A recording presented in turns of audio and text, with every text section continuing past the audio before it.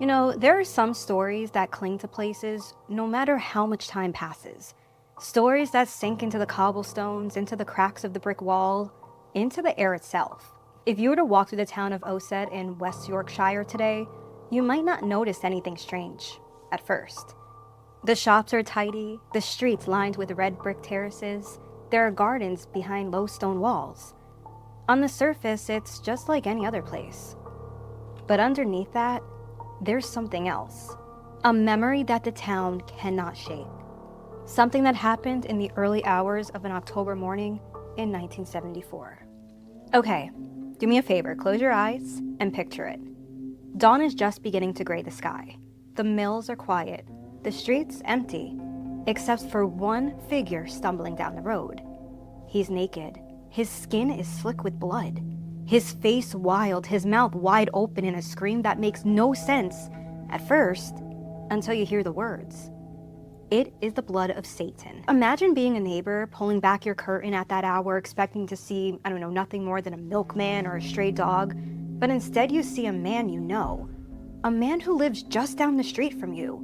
He has a wife, he has 5 children, and he's staggering through the road as though he's just walked out of hell itself. Now, when the police found him, they couldn't have imagined the nightmare waiting inside his house. Even seasoned detectives would later admit it was one of the most horrifying crime scenes they'd ever laid eyes on. And yet, what's even more disturbing is not the blood of the crime itself, but the story that led there. A story of a man who fell into darkness after being told that demons had taken over his soul. This, my friends, this is the story of the possession of Michael Taylor. Michael Taylor was born in 1945. His life, at least at first, didn't look like the beginning of a horror story. He grew up right there in Ossett, a town whose lifeblood was the textile mills that had dominated West Yorkshire for centuries. The streets were narrow, the air often thick with smoke from coal fires, the hum of machinery at a constant presence. Some reports suggest Michael had a very quiet upbringing. Nothing remarkable, no early tales of cruelty or violence, nothing that would hint at the darkness to come. If you had asked his neighbors back then, they might have said he was just another Yorkshire lad. He blended into the crowd. So, pretty normal, right? By adulthood, he had trained as a butcher. It was steady work, skilled work, the kind of trade that kept food on the table. But at some point, Michael suffered a severe back injury. Now, the details are a little fuzzy, I couldn't find too much on it. Perhaps there was an accident or years of strain catching up to him. But the result was life-changing. Chronic pain set in, the kind of pain that gnaws at a person's patience and spirit day after day. In a small working town, being unable to hold steady work was more than just an inconvenience. Some neighbors later recalled that Michael seemed worn down, hollowed out by a sense of failure, and he just couldn't shake it off. His bouts of depression deepened. Christine, his wife, carried the weight of the household, trying to balance 5 children and a husband who slipped further into depression. And yet, those who knew him still described him as gentle, mild-mannered even. A man who, when he smiled, seemed kind. Christine was patient, perhaps long-suffering, but she loved him. Their children allegedly adored him. From the outside, they looked like any other family trying to make it through the economic uncertainty of the 1970s. Their home was modest. It was just a brick house with lace curtains in the windows and a small garden out back. There was nothing unusual about it.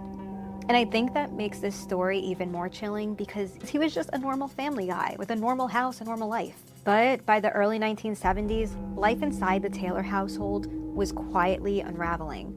Michael's back injury meant he couldn't work the way he once did. Money was really tight, and his depression stretched longer with every passing year. Christine, patient as ever, tried to keep things together for the children. You can only carry so much. Now this is where it starts to get really interesting. It was around this time that a friend of the family, some reports say it was a woman named Barbara Wardman, she suggested the Taylors try something different. Not a doctor, not a counselor, but a fellowship group. These groups were becoming really popular in England at the time. It was part of a wave of charismatic Christianity that emphasized the battle between good and evil as a daily struggle. And so the Taylors, they walked right into a prayer meeting that would change everything. Now, this wasn't like the regular formal ritual of the Church of England. There weren't any choirs, there was no eulogy, and there wasn't even a priest speaking from a pulpit.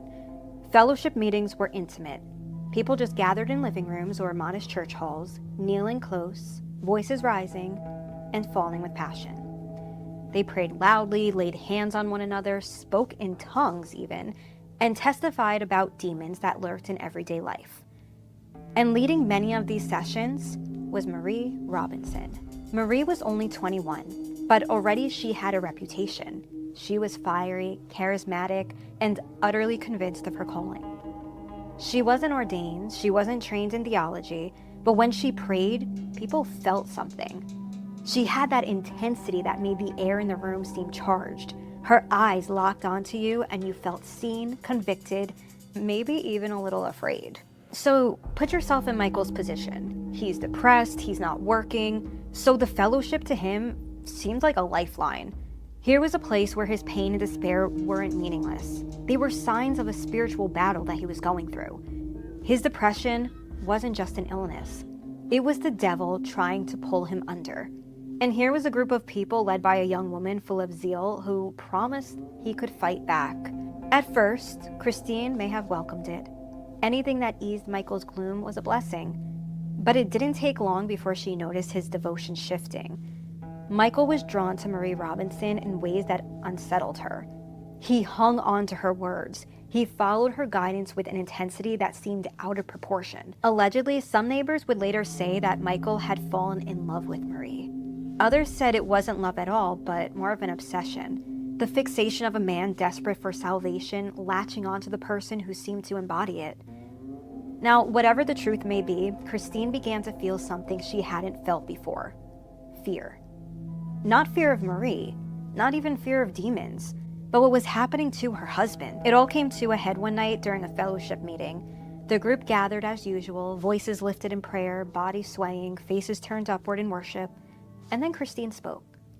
In front of everyone, she accused Michael of being too close to Marie Robinson, of letting something unholy grow between them. So I'm just gonna throw my little 2 cents in here because as I was doing the research, I was putting myself in Christine's shoes, and I would feel the same way. One of the 10 commandments is that you are not supposed to worship a false god. Marie Robinson, she seems like she's not a Christian leader, but more of a manipulator. But I'll let you guys form your own opinions on her. So the room falls silent. You can imagine the hush, the way the air seemed to thicken, every eye turning to Michael. And then, before anyone could react, he lost it, he snapped. So some witnesses later described it as a transformation. His face twisted, his features contorted into something grotesque. His voice dropped so low it became a guttural growl, before breaking into high-pitched screams. He shouted obscenities, vile blasphemies, words so shocking that even in retellings, people flinch. Members of the fellowship were shaken. Some stepped back, frightened. Others fell to their knees, praying even harder. From that moment, no one doubted that something was inside of Michael Taylor. The only question was whether it was madness or something much, much darker. After the explosive confrontation in the fellowship group, the Michael Taylor that the group knew seemed to vanish, and what was left behind was something else. The change was kind of subtle at first, but people started to notice. Some neighbors said Michael began to look unwell. His skin was drawn, his eyes were heavy. He no longer moved like the gentle butcher they remembered. There was a stiffness to him, a kind of tension, as though his body carried a battle no one else could see. Inside the fellowship meetings, his behavior became stranger.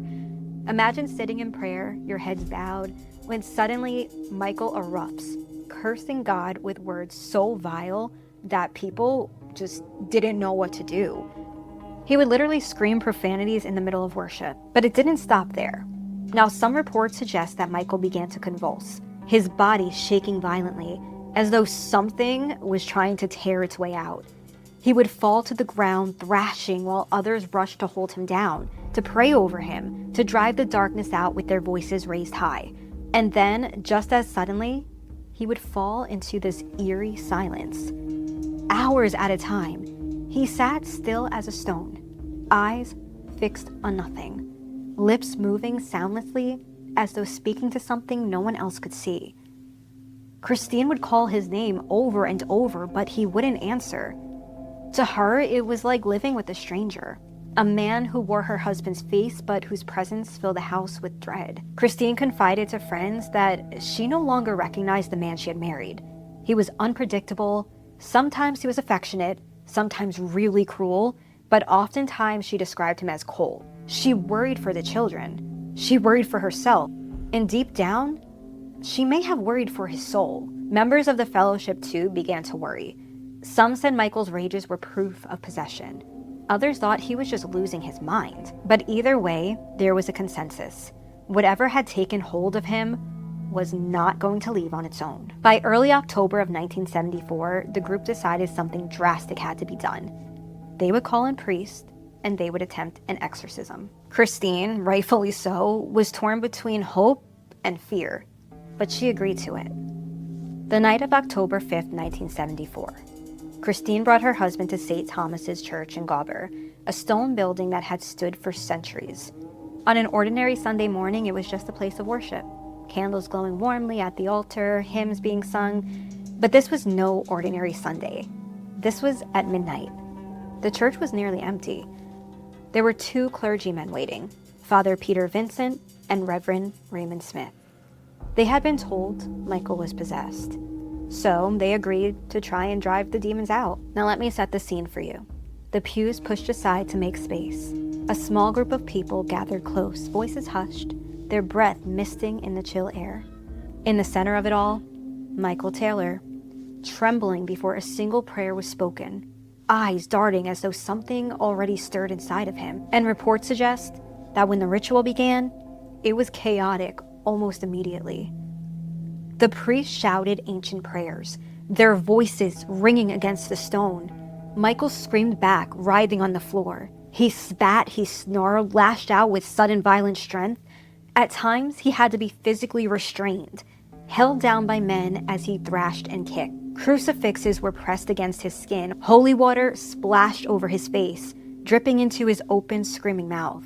For nearly 8 hours, the battle raged. Allegedly, Michael's voice shifted, sometimes low and guttural, sometimes high and mocking, as though more than one presence was speaking through him. Witnesses said his body twisted into unnatural positions, his limbs locking stiff one moment and thrashing wildly the next. The priest would later testify that they expelled dozens of demons that night. Now, they weren't saying these were vague spirits, but very specific ones, each representing sins they claimed clung to Michael's soul. There was lust, greed, pride, blasphemy, hearsay, bestiality, one after another, cast out under the force of prayer. But the work was grueling. Sweat beaded on the priests' foreheads, their voices hoarse from shouting commands into the darkness. The hours ticked by, candles guttering, the cold of the stone floor seeping into their bones. Still, Michael tried to reject it. Still, he screamed. Still, he fought.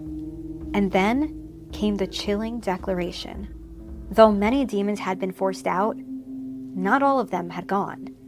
The priest admitted that at least 3 remained. Demons of insanity, demons of violence, and demons of murder. By dawn, the ministers were drained, unable to continue. With their strength spent, they halted the ritual. Some who were present begged them to finish. Margaret Smith, the Reverend's own wife, is said to have pleaded with them to keep going, warning that if they let the exorcism incomplete, something terrible might happen. But the priests refused. They told Michael and Christine to go home and rest. The exorcism, they said, could be completed later. And so, as the morning light filtered weakly through the stained glass windows, Michael Taylor was led back into the world. He left the church uncleansed, not freed, but half delivered, still carrying within him, if the priests were to be believed, the demon of murder. And that demon wouldn't stay quiet for long. And as I said, the exorcism ended at dawn. Michael and Christine left the church absolutely exhausted, hollow-eyed, their bodies shaking from the whole ordeal. They returned to their home on Eastmoor Road, the same modest brick house where neighbors had always seen children playing in the garden, laundry flapping on the line, Christine tending to chores with quiet diligence. But on that October morning, there was no peace inside those walls. The house was still. The children were away, thankfully, spared what was about to unfold. Christine, weary but determined, tried to settle her husband. Perhaps she hoped that rest would bring him back, that the prayers had worked, even if only in part. But whatever had been left inside Michael, it was awake now, and it was restless. As the hours crept on, the quiet gave way to something else. Christine's fear must have grown with every moment, watching Michael pace back and forth, watching him mutter, his eyes flicker with something that wasn't his own. And then, it happened. By mid-morning, the streets of Osset stirred to life. People walked to shops, children played on the corners, the town carried on as always. But one man staggered into view who stopped the ordinary rhythm cold. Constable Ian Walker was the first to see him. A man stumbling naked through the street, his skin slick with blood, his face twisted, and all at once, his voice rang out, hoarse, cracked, but unmistakable as he screamed into the morning air. It is the blood of Satan. Neighbors curiously peered through their curtains, stunned into silence. A few ran for help. The police converged quickly, rushing to restrain the man they suddenly realized was Michael Taylor. And then came the moment no one would forget. The officers entered the Taylor home. They stepped across the threshold into silence, a silence that was so heavy it seemed to crush the air from their lungs. And then they saw Christine. What had been done to her was so horrific, so frenzied, that even the seasoned investigators recoiled. Later, when they were asked to describe the scene, many actually refused. Some police officers would never again speak of what they saw inside that house. What mattered most was this. The violence was beyond reason, beyond sanity. It was not the act of a man in control of himself. It was as if the warnings from that unfinished exorcism had actually come true, that the demon of murder had claimed him completely. And as Michael was taken into custody, he muttered words that froze those around him. He said, "I'm free now. It's all over." That the evil inside him was gone. Unfortunately for Christine, it was far too late. By the time Michael Taylor stood before a judge and jury in March of 1975, the story had already spread like wildfire through England. Newspapers devoured the case. A quiet husband and father, a fellowship group steeped in talk of demons, a midnight exorcism that left the man raving in the streets, and a wife dead in their family home. It had all the makings of a gothic horror tale, except this one was unfolding in the Yorkshire courts. Michael sat pale, a shadow of the man he once was. He showed little to no expression as witnesses recounted the events. The prayer meetings, the fits of rage, the exorcism that dragged on through the night. To some, he looked so broken.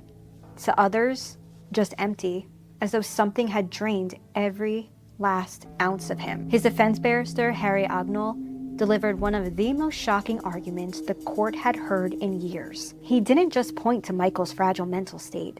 He turned his fury on the churchmen themselves.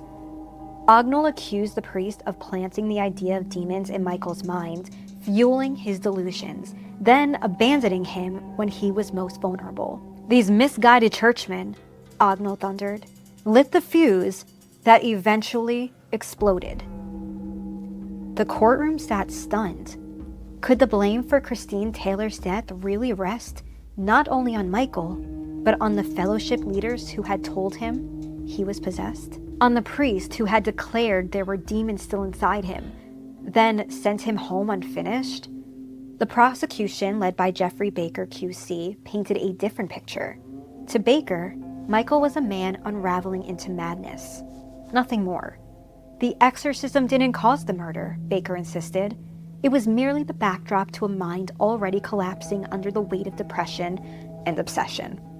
The trial dragged on, each side pulling the story in opposite directions, demons or delusion, possession or insanity. The jury watched, listened, and weighed the horror against the evidence. In the end, they reached a chilling verdict. Not guilty by reason of insanity. Michael was later committed to Broadmoor Hospital, one of England's most notorious psychiatric institutions. And later he was transferred to Bradford, and within 4 years, he was released. The Church of England, stung by scandal, distanced itself from the entire affair. The Bishop of Wakefield, Eric Tracy, publicly stated that the exorcism had never been officially sanctioned. It was as if the church itself wanted to wash its hands of the whole ordeal, to sweep it quietly under the rug. The trial ended decades ago, but the question still lingers. What became of Michael Taylor after the cameras left? After the jurors went home, after the newspapers found fresher headlines? I can tell you what we know, and just as chillingly, what we don't. So Michael Taylor was born in 1945, which means today he would be in his 80s. Records still place him among the living. He isn't a ghost story. He's not a figure locked in the past, but a man who has outlived almost everyone who remembers the morning he walked naked through Osette's streets. Now, I couldn't find much, but I did read that in 2005, 30 years after Christine's death, Michael appeared once more in a courtroom, the Leeds Crown Court, the same city where his fate was decided in 1975. He was 61 then, facing completely unrelated charges, and reports at the time note that he still showed similar psychiatric conditions. So for a moment, his name returned to the headlines, and people talked again about the man they had once called possessed. But then the trail goes cold. No photographs, no authoritative updates about his health, his whereabouts, or his state of mind. Some claim he went back to Osset, others say he was watched closely for years after, but the truth is, no one really knows. This case terrified people not because it was distant or exotic, but because it was so ordinary. This wasn't a tale from medieval Europe or a ghost story from some ruined castle. It was a husband, a wife, a family, a home. A town where people thought they knew each other. A place where the line between faith and fear blurred until someone snapped. And then there's the timing. The exorcism took place in October of 1974, barely a year after The Exorcist, the movie, had stunned audiences worldwide. People were already primed to see demons lurking in every dark corner. The film had raised questions about faith, fear, and the supernatural. And suddenly, in this small town, those questions weren't confined to a cinema screen. They were splashed across headlines. The possession of Michael Taylor lingers because it isn't just about him. It's more about how fragile the human mind can be, how easily belief can become fuel for horror, and how even the most ordinary home can become the stage for unspeakable things. Even now, the story unsettles because it refuses to give us clean answers. We have no idea what even happened to Michael Taylor after. Was Michael truly possessed? A vessel for forces beyond our understanding? Or was he a man crushed under the weight of chronic pain, mental illness, and a community that had convinced him he was haunted? But honestly, it doesn't matter which version you believe. The result was the same. Christine Taylor's gone, a family was destroyed, and a quiet Yorkshire town was marked forever. Thank you so much for watching. This is Dani reminding you that every story holds a hint of truth or a shadow of a legend. Until next time, stay curious and keep the lights on. Subscribe.